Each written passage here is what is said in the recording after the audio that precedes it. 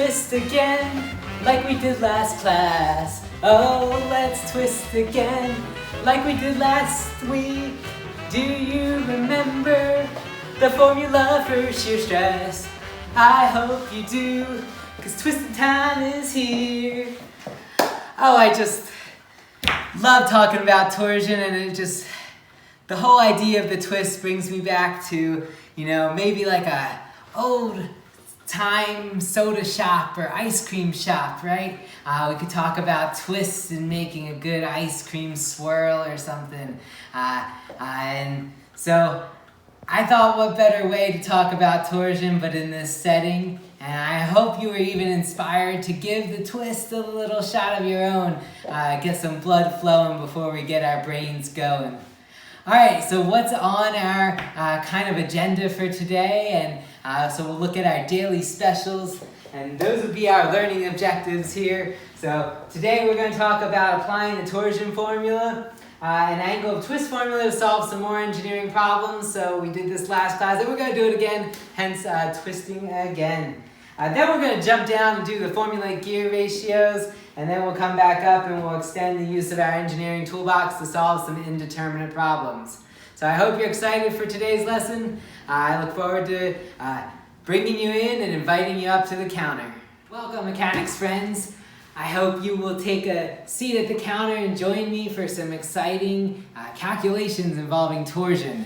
So go ahead, we're going to start example 3 on torsion and calculating torque diagrams, and this time we're going to solve for the thickness required in our cylindrical rod or our gear shaft. All right, so come join us. All right, mechanics friends, this is the time to apply your knowledge to good use. So we talked about torsion last time, so go ahead, read over this example problem and give the problem a try, and then if you still have questions, check out the rest of this video. I hope you took the opportunity to give this problem a try on your own, and hopefully you got to the correct answers. You can skip to the end of this video and find out if you did get the right answers. But if you didn't get the right answers, or if you want to follow along, or you're still having some questions on torsion, we're going to step through the problem right here. So first, I just want to point out that all of these torques in our problem balance one another out. So here in Mechanics and Materials, we're going to deal with systems that are in static equilibrium. So we don't deal with dynamics, that's a different class. And so we should do a quick addition. If we do 40 plus 75 plus 40, I think that totals 155. So we see that it'll be in static equilibrium. All right, we've established that's the case, so we want to just interpret what the problem was telling us. In the problem, we were asked to do a few things. We were asked to draw the torque diagram for this structure, and then ultimately they asked us to find the required thickness for this hollow cylindrical shaft. And so the thickness would be this distance in here. So ultimately we're trying to find the thickness that this tube needs to be so that it doesn't fail due to shear stress. All right, once we kind of have that digested, we have a little bit of information. We were given the outside diameter of this tube. We were also given the max allowable shear stress. So I want to start with drawing the torque diagram. So I like to take the initial problem and just kind of sketch another free body diagram in a more linear fashion.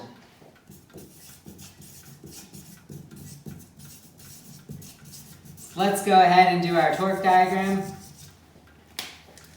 So here's our free body from up above. I'm just going to sketch a line. We can sketch in our points, so we have A, C, D, and B along the length.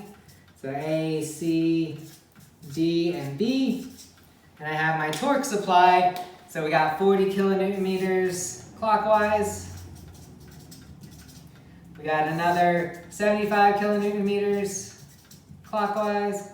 We got 155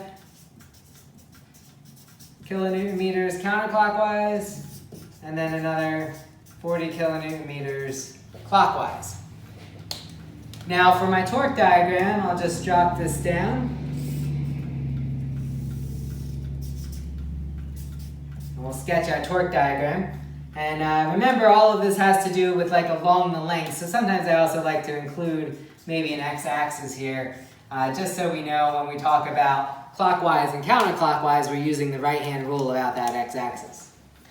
All right, so I just want to come along the length here, and I'm going to follow the rules that we set out for torque diagrams. So we had some simple rules, and it said that clockwise applied torques would cause a jump up in our torque diagram, and counterclockwise would cause a jump down.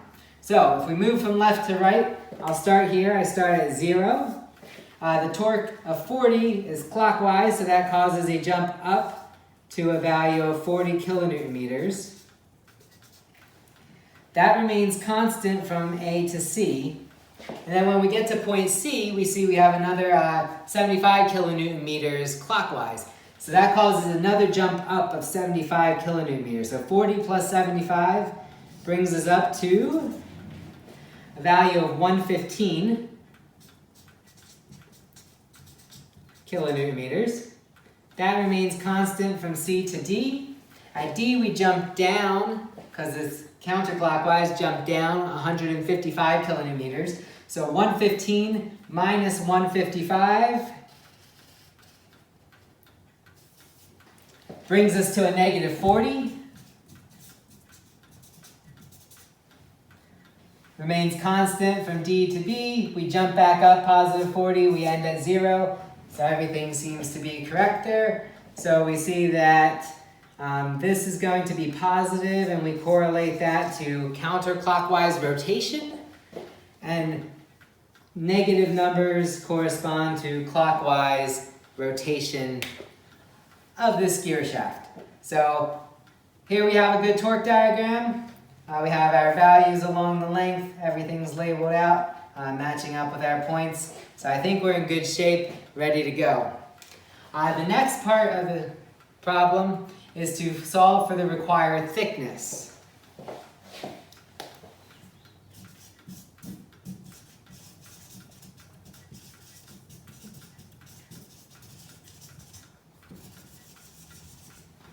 So if you recall from last class, we had two equations. We came up with, the first equation was the angle of twist, that phi equals TL over GJ.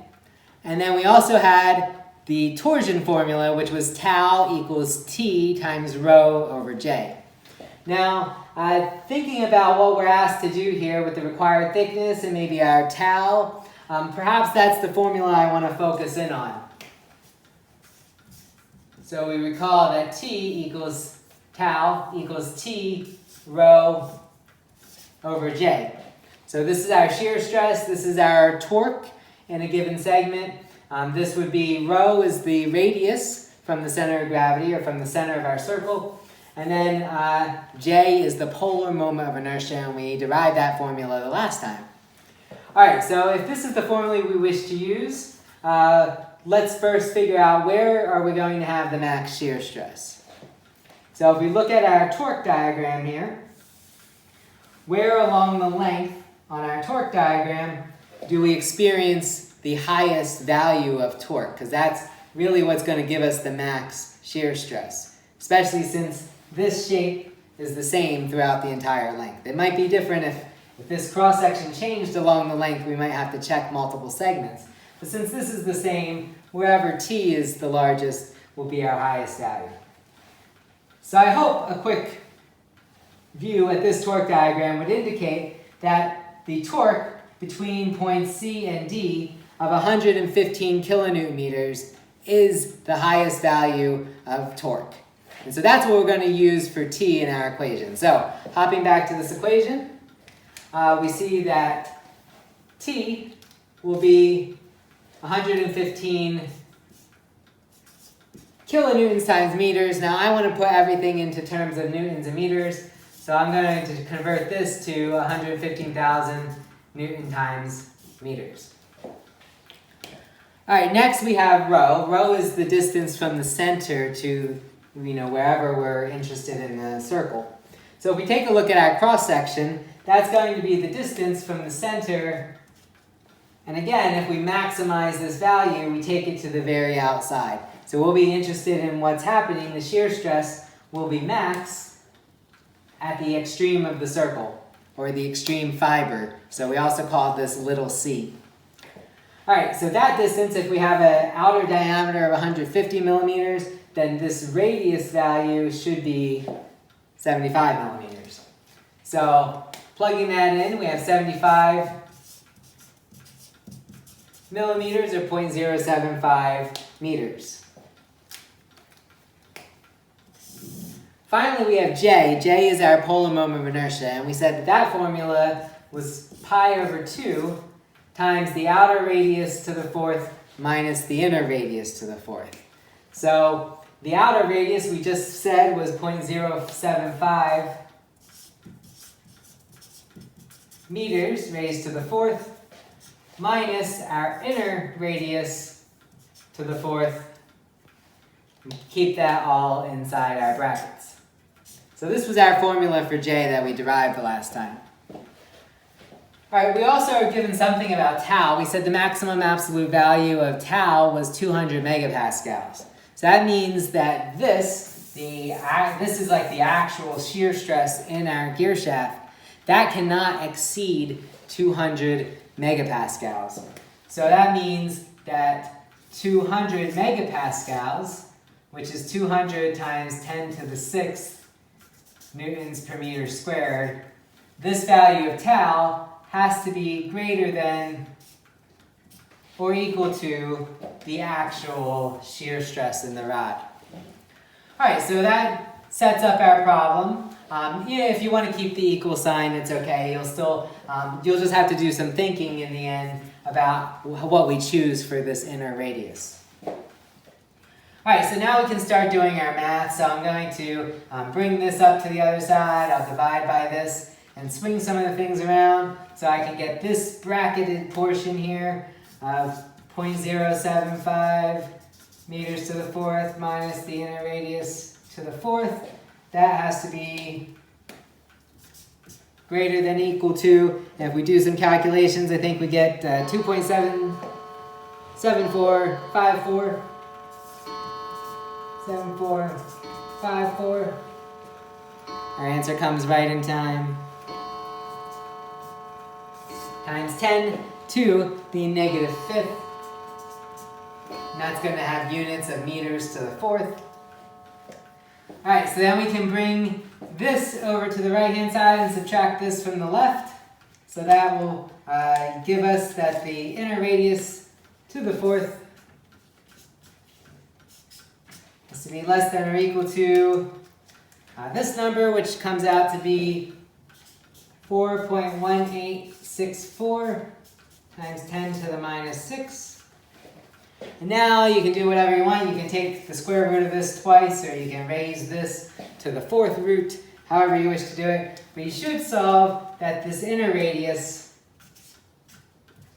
has to be less than or equal to 0.0452 meters. All right, so that means that the inner radius has to be less than or equal to 45.2 millimeters. All right, why did we solve for the inner radius, other than it was the only unknown in this equation? Well, hopefully we remember back to the problem statement. The problem statement wants us to solve for this thickness. Now, if we want to figure out what this thickness is, I think you can identify that this thickness is equal to the outer radius minus the inner radius. So now that we have our answer for the inner radius, we know that it has to be 45.2 millimeters for it to be safe. We'll take this to the nearest millimeter. So let's use an inner radius of 45 millimeters. Again, since it has to be less than this number, I'm going to go down. And then I can go through and I can solve for my thickness T. My thickness T equals the outer radius minus the inner radius. So our outer radius we established was 0.075 meters or 75 millimeters. Minus 45 millimeters. So this gives us our result that T has to equal 30 millimeters.